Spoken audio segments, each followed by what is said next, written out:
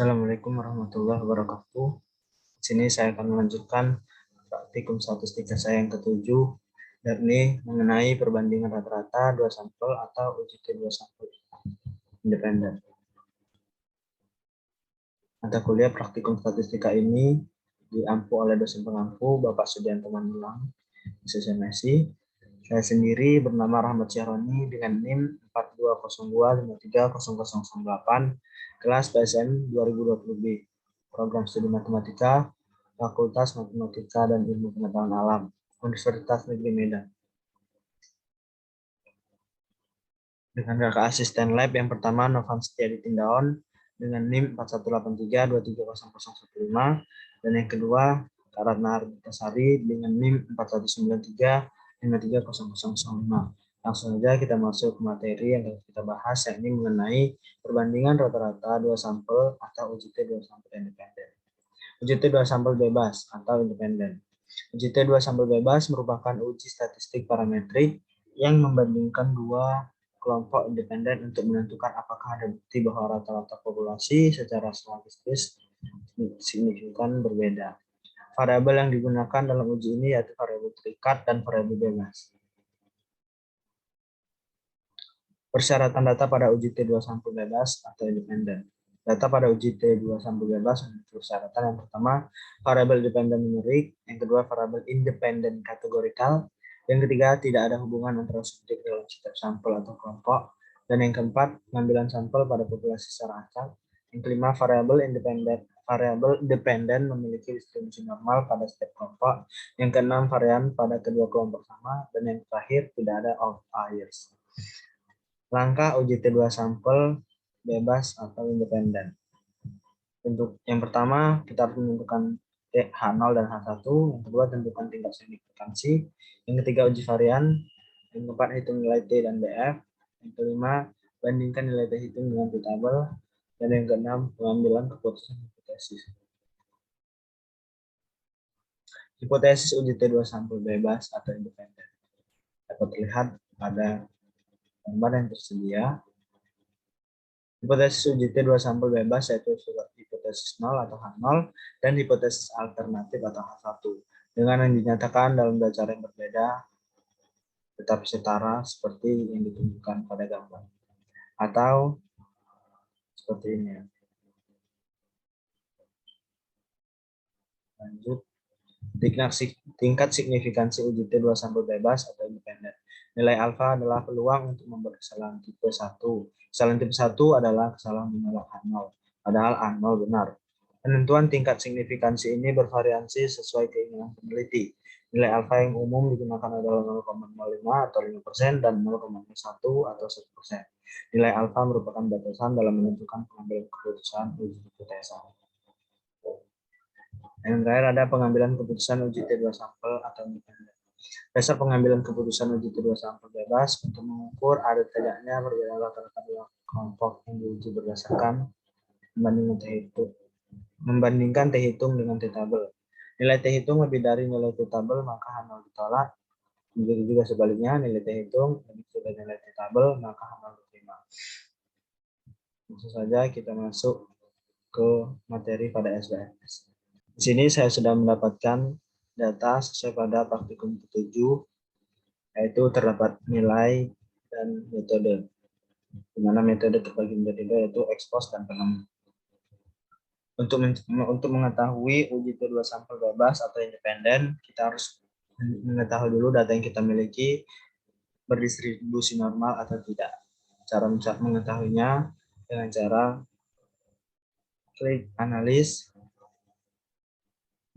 kemudian deskriptif statistik, kemudian explore. Di sini variabel nilai kita pindahkan ke dependent list. Kemudian bagian plots, kita klik normality plot with test. Kemudian kita klik continue. Kemudian kita klik OK. Di sini terdapat tabel test of normality, di mana terbagi menjadi dua, yaitu Kolmogorov-Smirnov dan Shapiro-Wilk.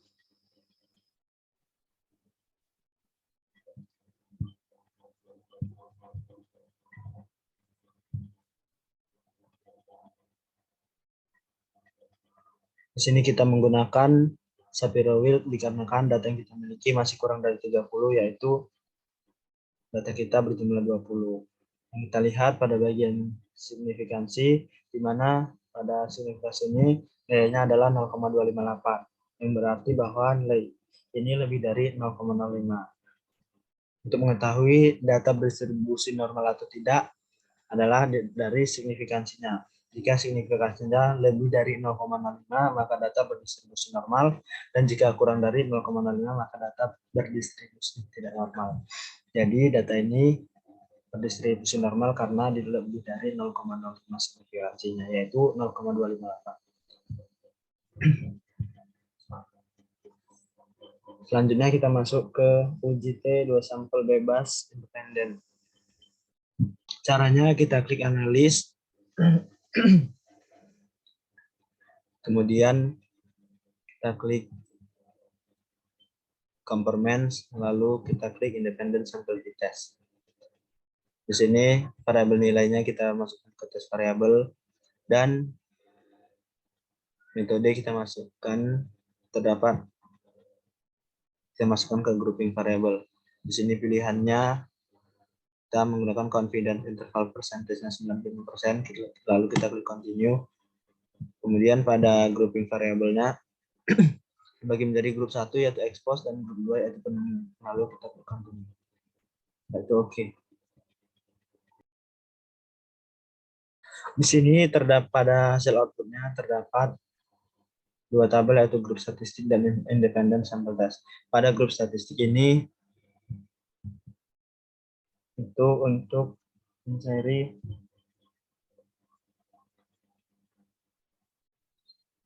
rata-rata dari metode dan nilai yang kita punya. Di mana di sini terdapat metodenya expose dan penemu, dan jumlahnya expose ada 10 dan penemu juga ada 10.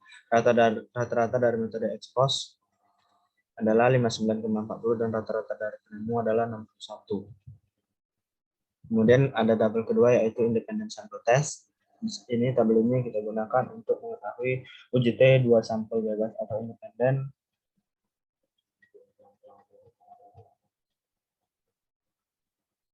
signifikansi rata-rata antara dua kelompok itu sama atau tidak, dengan cara kita melihat dari sig-to-tail-nya.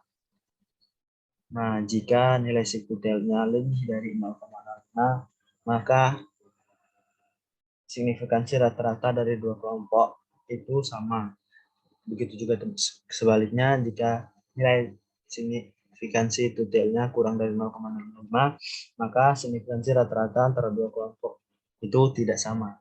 Nah, karena nilai dari sig-to-tail-nya di sini tertulis 0,7, maka lebih dari 0,05 berarti signifikansi rata-rata dari dua kelompok tersebut sama, karena lebih besar dari 0,5. Begitu saja penjelasan dari saya. Terima kasih telah mengikuti penjelasan dari saya.